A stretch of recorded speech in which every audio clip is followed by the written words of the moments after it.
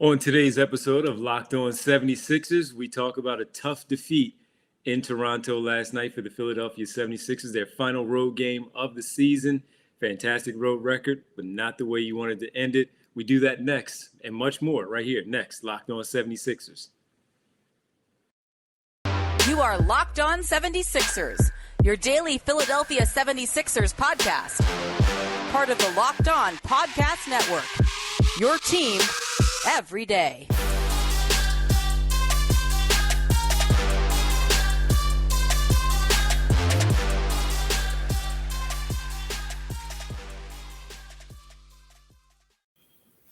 Welcome. You are Locked On 76ers. I'm Devon Givens of 97.5 The Fanatic Radio in Philadelphia, alongside my co-host and partner of the Inquirer.com Sixers beat writer, Keith Pompey. Keith, what's happening, man? Yeah, it was good, D. It was good. It Tough was loss bad. last night. That's not good. Nah, it was a bad loss. I mean, when you think about it, we got a lot to talk about, right? Yeah, we definitely do. But before we get started, Keith, got to thank everybody for making Locked On 76ers your first listen every day. And remember, Locked On 76ers is free and available on all platforms, including right here on YouTube at Locked On 76ers as well. Keith, well, people looking at us, seeing us on YouTube, they're looking at us and they're like seeing us shaking our heads and, all the motions that we're going through here with this game last night in Toronto.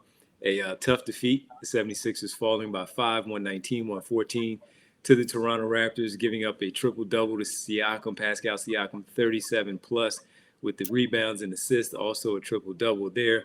And the way that he was just simply able to do whatever, Keith, he wanted to. So we're going to get into that. We need to talk about James Harden and his subpar performance last night, some of the comments he made post-game, and also a little later we'll get into Doc Rivers and some of the things he said post-game about possible opponents in the postseason with 2 games remaining. But Keith, just to start things off, I thought defensively, a tough defensive performance for the Sixers after the first quarter, where things just simply went the other way. In Toronto, they were able to do whatever they wanted. Yeah, it was that way. And it's to a point where, a lot of people are going to say Matisse Thybulle wasn't there. And Right. Folks who don't know, Matisse Thybulle is not vaccinated and he can't play in Toronto as of with January the 15th. If non-vaccinated players can't play in Toronto, they can't travel to the country. And it's fully vaccinated. Fully vaccinated. So here's the deal. I get it, but there were some other, it wasn't just one guy doing it. Okay, so you'll say, okay, Matisse, we're going to pitch you on Pascal Siakam. So Pascal had 37. So Matisse may slow him down a little bit. But who slowed down Precious Achiuwa and Gary Trent Jr.? Gary had 30 points, right? Yep. These guys shot 15 for 33 for 3. They were getting to the cup as easy as I've ever seen. It looked like a layup line, man. Like they were just running up and down the court, just getting everywhere. And it was just, again, I know Matisse wasn't there, but But then also you had OG Obanobi. I just butchered his name. Anunoby. All right. And then you had Fred Van Vliet. Van Vliet wasn't there. So kind of on this game, it was kind of that's even Steven to me. And it might even be, I know Matisse is a great defender, but offensively, you got Fred. So it's one of those things where we just can't look at him like, okay, Matisse wasn't there and they lost. Nah, dude, they just had problems, especially late in the game. Like I know Doc and everybody was saying after the game, it started early. Dog, they was up 15 early. Yep. It was up 17-2. 17-2. So it didn't start early. It started as we always say, when they start getting into those rotations. And then all of a sudden, when Joel came off the floor, then all of a sudden you start seeing them getting slow walked, right? Mm-hmm. And that's, to me, that's what happened. Yeah, so up 15 early on. First of all, the Raptors scored the first bucket. 2-0 Raptors. The Sixers went on a 17-0 run. They made 5 consecutive three-pointers, and it looked like, okay, they're going to be able to hold on and sustain this thing throughout the first quarter. You know Toronto is going to make a run. They're too good of a team with too many good players not to make a run, starting with Siakam, and then you go to Scotty Barnes, Gary Trent Jr., and the way that they're well coached by Nick Nurse, you know they're going to make a run. And they did. And the Sixers, though, were still up after the first quarter by 7, I believe, and you still had that lead. You were also still up at halftime, despite the fact that Siakam was playing well in the first half, doing what he does. But then it was really that third quarter, 15 points from Pascal Siakam in the third quarter. You also, as you mentioned, mix in Gary Trent Jr.'s shots. He had some big shots. Precious Achiuwa, all of a sudden, he's become Dirk Nowitzki when he plays against the 76ers because he's knocking down threes. I believe he had 4 last night against the Sixers. He had a walk-up 3 that put them up by 10 points in the fourth quarter. And the defense just was non-existent in the second half, Keith. And to your point, yeah, when Joel Embiid goes out, and the one thing that does hurt the Sixers outside of Matisse being the great defender that he is, it shortens the rotation, or pardon me, extends it a little bit more where you now have to go deeper into your bench. Furkan Korkmaz had a really good game a few games ago against the Miami Heat where he had 18 points off the bench. But since then, he has seen spot minutes.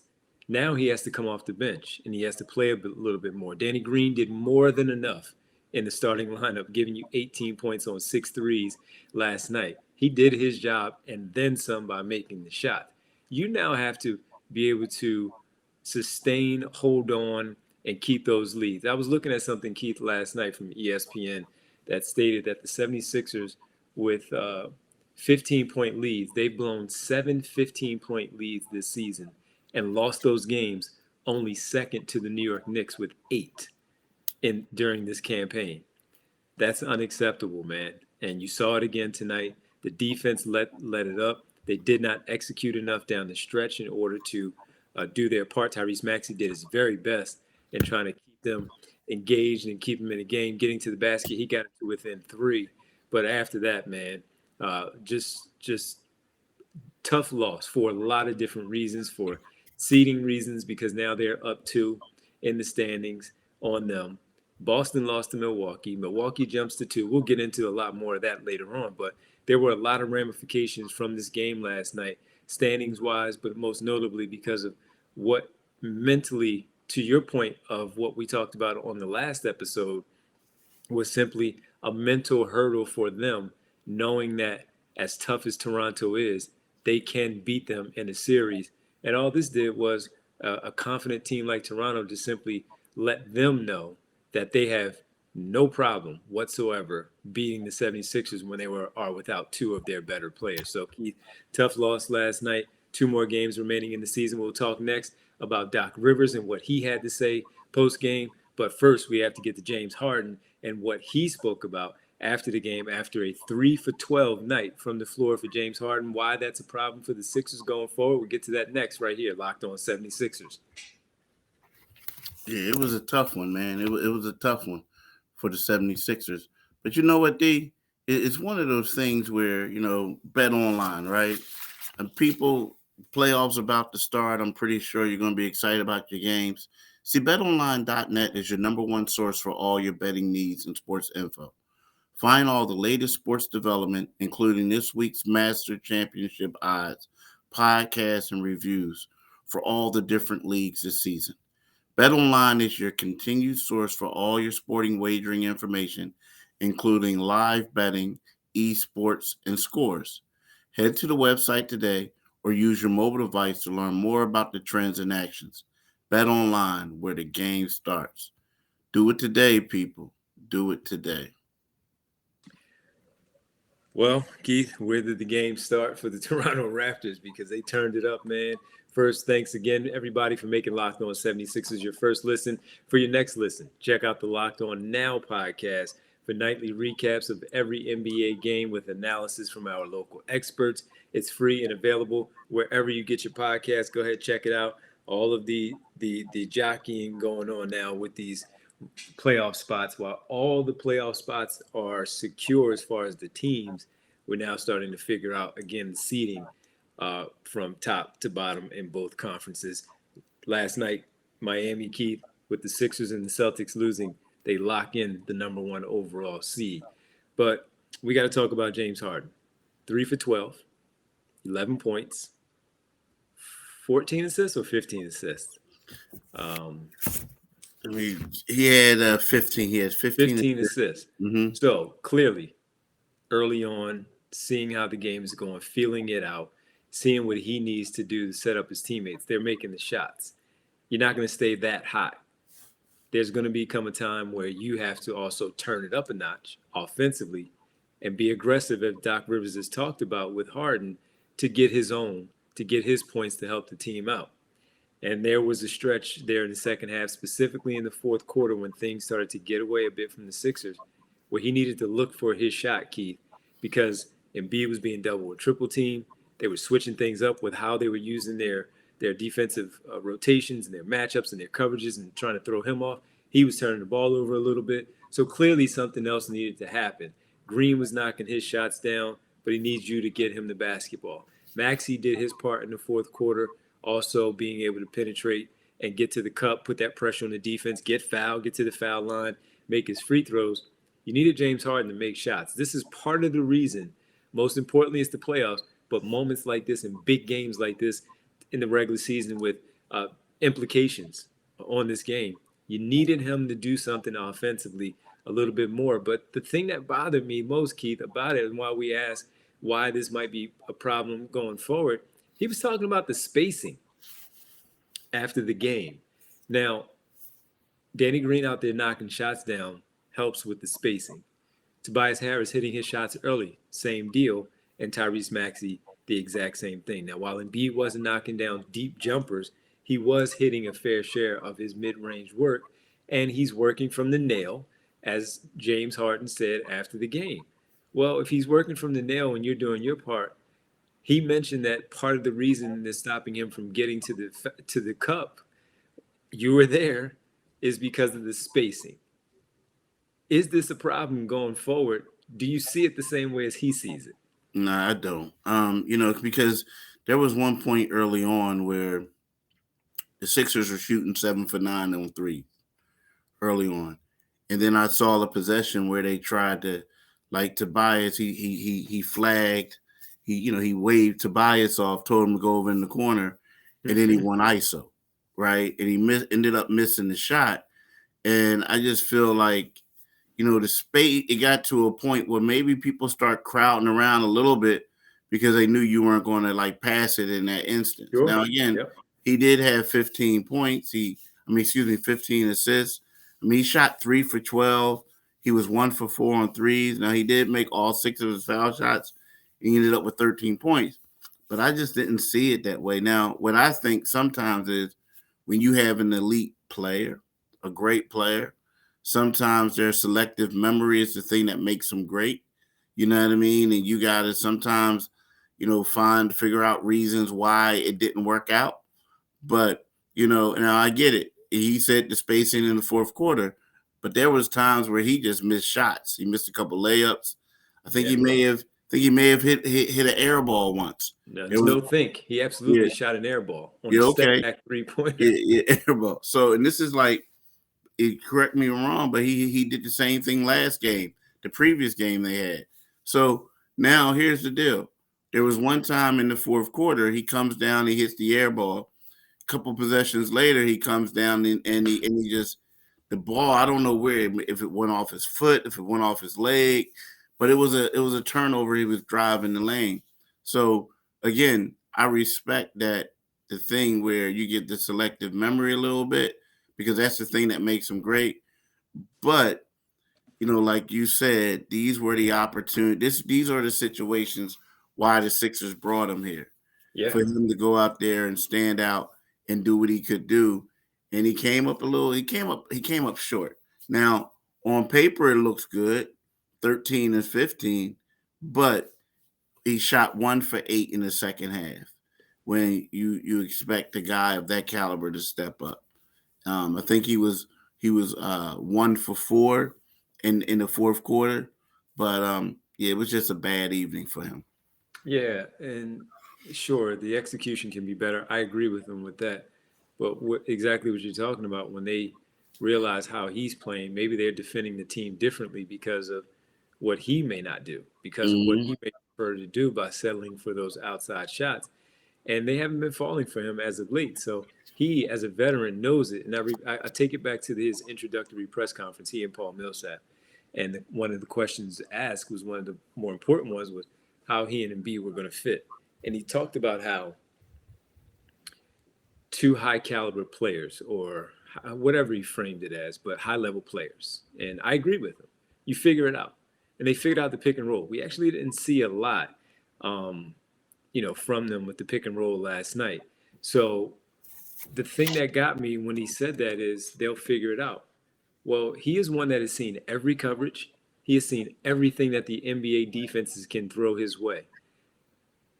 And what surprises me is that he's not figuring out, again, take those mid-range jumpers when they're there, finish the play first at the rim, worry about the contact after the fact, get your call, and most importantly, when your team needs you to do a little bit more while you're assisting, and that's fantastic, and you are drawing defenses.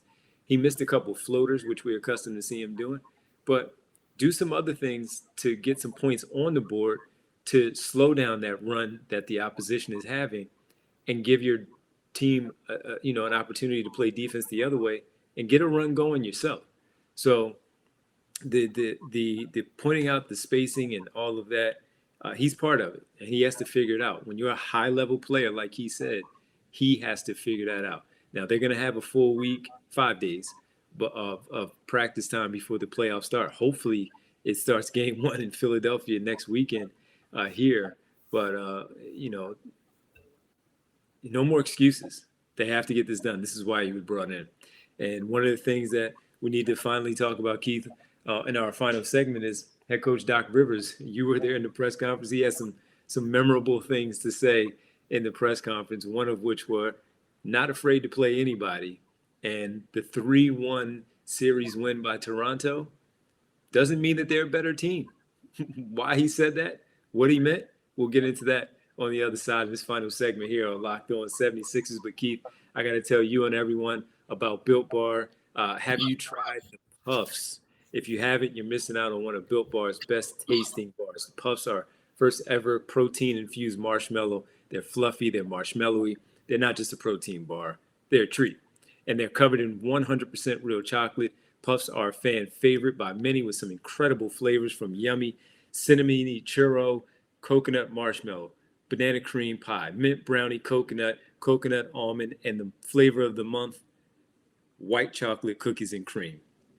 All Built Bars are covered in 100% real chocolate, including the Puffs. 100% real chocolate. They're low in calorie, high in protein. Replace your candy bars like I have with these. They're better than a typical candy bar. You compare the 130 calories from Built Bar to the 240 of a candy bar, the 4 grams of sugar versus the 30 grams of sugar, and the dozens of carbs that were there in the candy bars, only 4 net carbs and 17 grams of protein. So check it out. Go ahead, go to built.com and check it out. Built Bar, they're all about the taste. They'll make it delicious first and figure out the rest later on. Go to built.com using promo code LOCK15. Get 15% off your first order using promo code LOCKED15 at built.com. All right, Keith, you were there for the press conference after this 5-point loss. Doc Rivers throwing, it was you, wasn't it? Yeah, it was me. Throwing the question at him about Toronto Raptors having their number this season. He disagreed. And I think the record says otherwise with a 3-1 record in a game where Van Vliet didn't play last night. OG Anunoby didn't play last night. If I'm not mistaken, one of them missed a game the last time they played as well, when they beat the 76ers in Philadelphia the last time out. So I was a little taken aback. I understand that you know that this may be your opponent in the first round, or you may see them at some point in the playoffs, and you certainly don't want to tip your hand and allowing them to believe that you are afraid to play them in any series.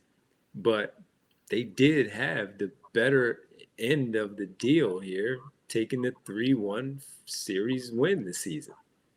Yeah, I mean it was different. I mean, but I understand why he said that. Sure. Yeah. You know what I mean? Because you don't want to make it seem like, I mean, you want your team to be confident and think they can win. But I just want to let people know that, you know, basically I asked them, I said, can you put your finger on why they had your number this season? And the reason why I'm saying that is they won 3 games. The one game that the 76ers won, Toronto won 3, the Sixers won 1, is a game where Toronto had 6 guys out due to COVID. Right. And before that, they had like 8 guys out due to COVID, and 2 of them came back for that game, right?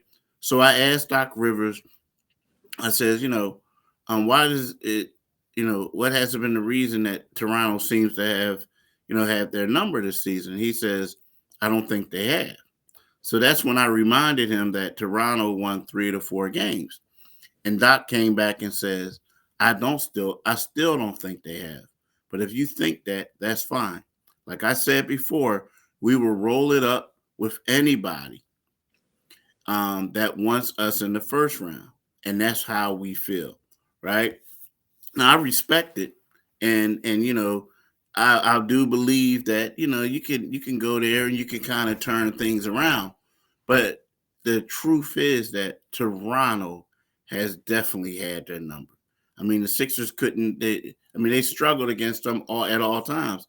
And the thing is, like we pointed out in the first segment, they didn't have their starting point guard. They didn't have their starting small forward. You know what I mean? Pascal Siakam, who's a power forward, ended up playing the 3, and he looked like he was a really good 3.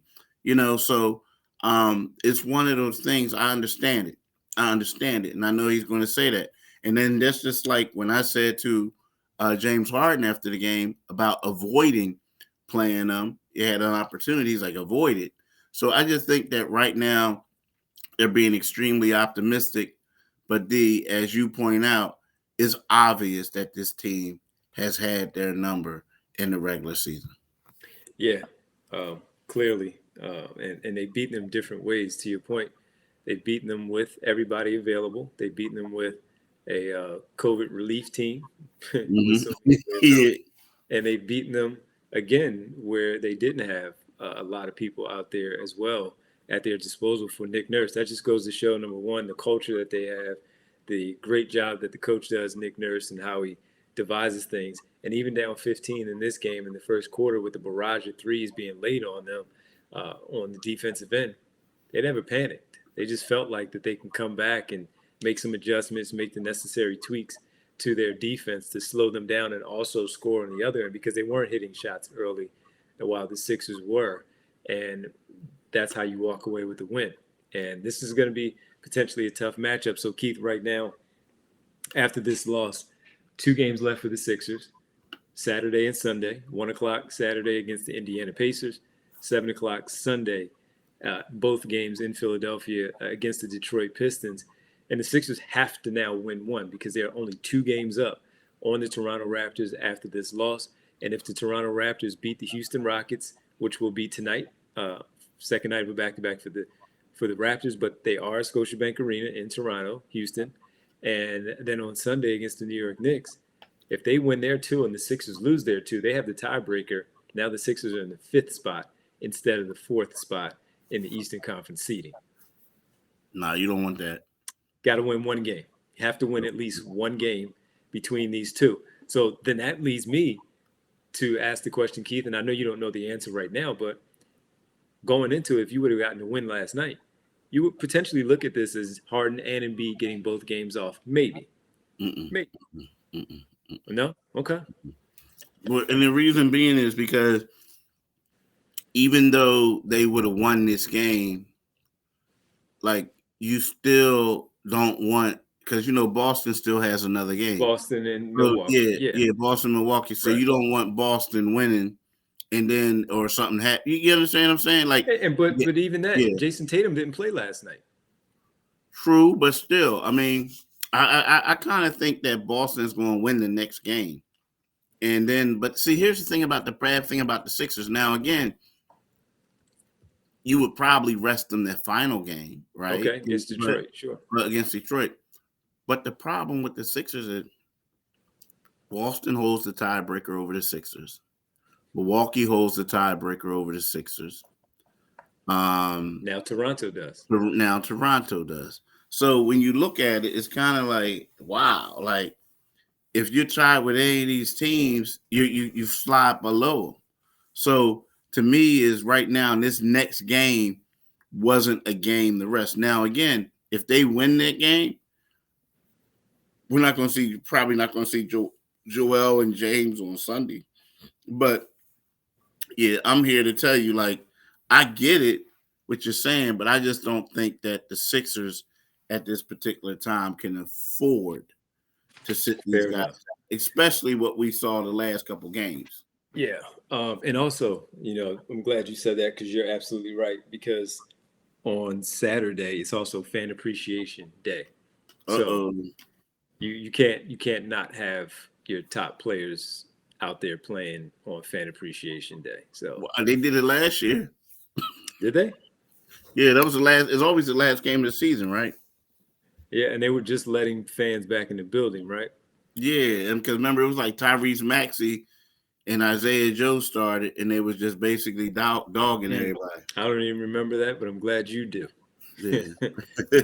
the one I remember is Iverson and Chris Webber back in 2005, I think it was, whatever year that was, where they decided that they didn't want to show up for Fan Appreciation Day. That's the one I remember. Yeah. So, but with Milwaukee's win over the Boston Celtics last night, they jumped to the number 2 spot. Celtics are half a game behind the Milwaukee Bucks and a game up on the Sixers, half a game up on the Sixers after last night's loss to the Toronto Raptors. So, Keith, I guess they need to win against Indiana on Saturday afternoon in order to pick up win number 50 and to kind of work on some things, as James Harden also spoke about postgame, in these last 2 games. Yeah, it's going to be crazy. It's going to be crazy. Yeah, man. So, well, I guess we'll be back, too, to talk about the game. We'll talk again a little bit later about the game against the Indiana Pacers, seeing if they lock things up. If they do, we'll maybe have a good sense of where they'll end up. If not, we'll certainly do that on Monday, but we'll talk to you again. Thanks for making Locked On 76ers your first listen every day.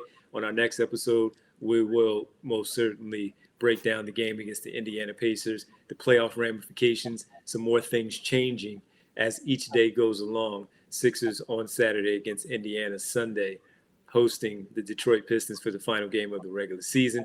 Now, make your second listen Locked On NBA. We're Locked On experts covering the biggest stories around the NBA every Monday through Friday in less than 30 minutes. It's free and available wherever you get your podcast. Keith, well, we'll talk later on. Talk tomorrow about the Sixers and the Indiana Pacers, man. Have a great rest of your day, and we'll catch up then. Yeah, same to you, D. Same to you. Thanks, man. All right, peace.